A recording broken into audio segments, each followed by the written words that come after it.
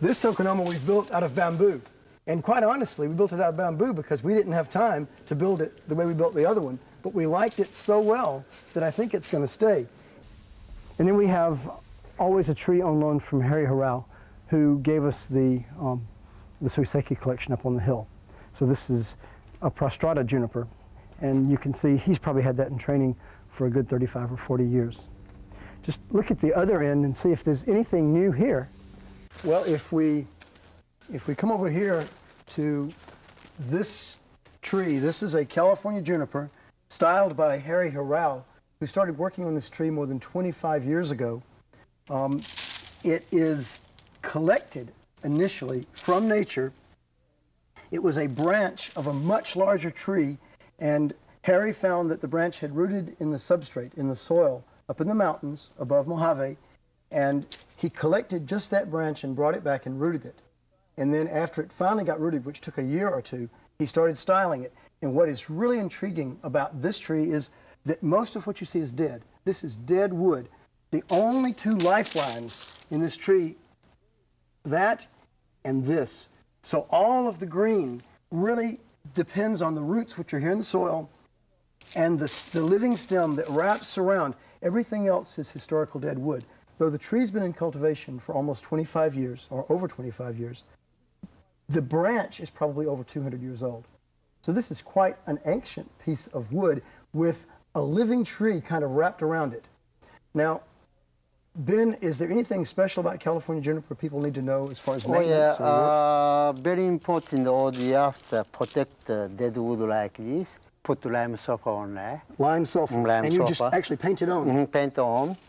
Maybe I could say twice a year in the Southern California. Okay. What about growing conditions? Growing after all the pinch back, and I like to be more like a thunder cloud, like, you know. Okay, so it's got a cloud look to it, not real dense and not too thin. Not like on the one form upright, like show each branch like that. Okay. This one I like to grow together, more like a thunder cloud, like, you know. Okay. Yeah. Well, one of the things we've discovered at the Huntington, and people know elsewhere, is that you have a beautiful tree like this, and the last thing you want to do is destroy the effect of the tree by having a bad backdrop.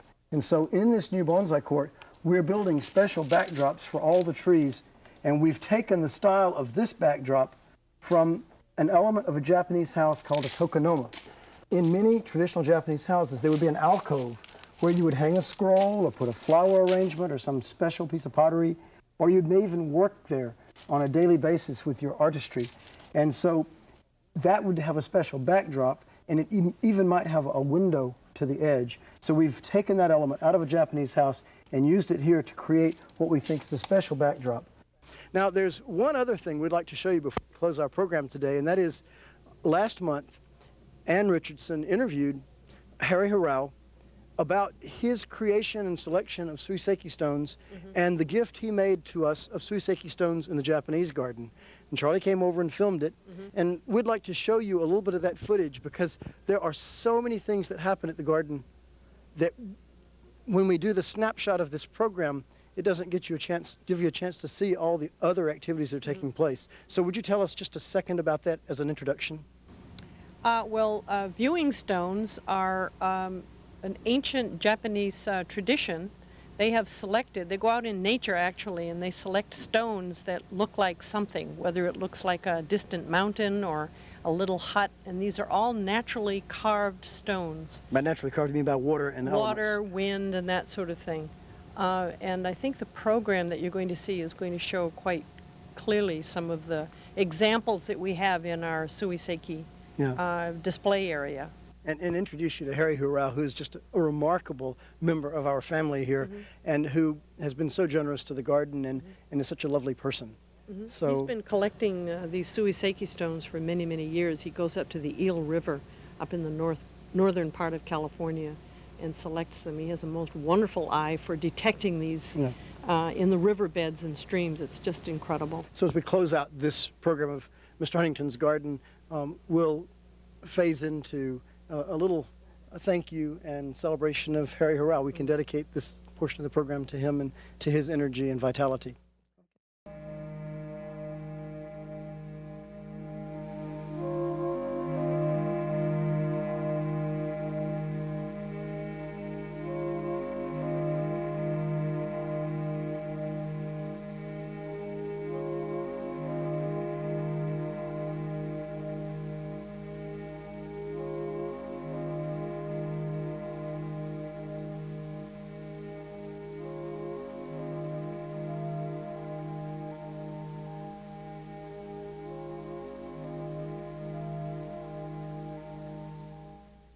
this is Harry Harrao. How did I? Yes, and Harry is going to talk to us today about the Suiseki stone. If you want to walk a little closer to it, Harry, and show us what it looks like. Can you tell us where that came from? This come from Eel River. And the Eel River is where? Gabapil. Northern California? Northern California. Gabapil. Now, why do you go to the Eel River? Is there something special about this stone? No, that, one thing I go to Eel River. My daughter went to school in the Humboldt School. That's why I got a chance to go to Eel River. That's where you first Yeah. discovered it.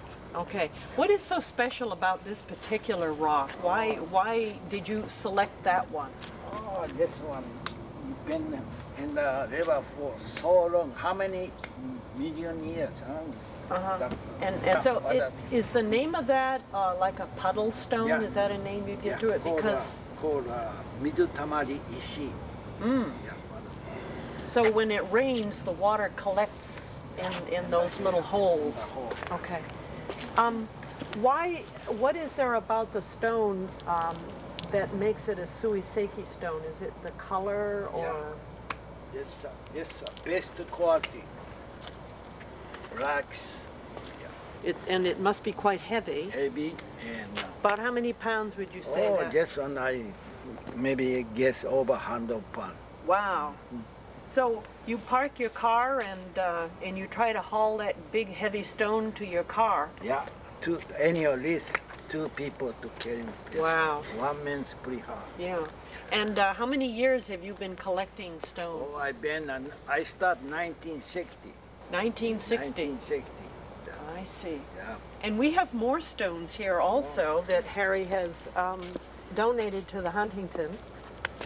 This one, most come from same place. Yeah. These all come from the Eel River. Yeah, Eel River.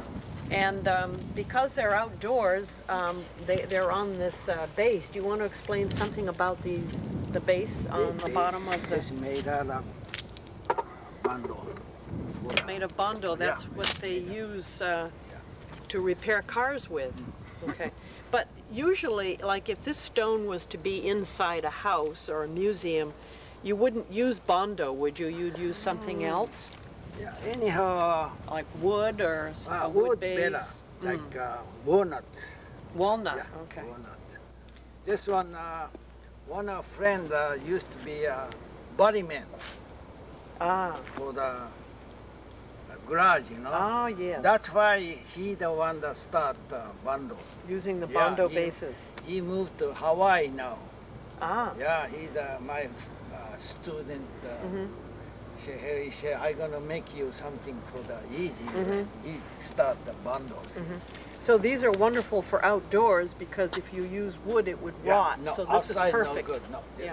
Outside. And also because there's a lot of children that come in here, we wanted to make sure that this was, that Yeah. they wouldn't fall over and break somebody's toes. So, and these are also supposed to be touched.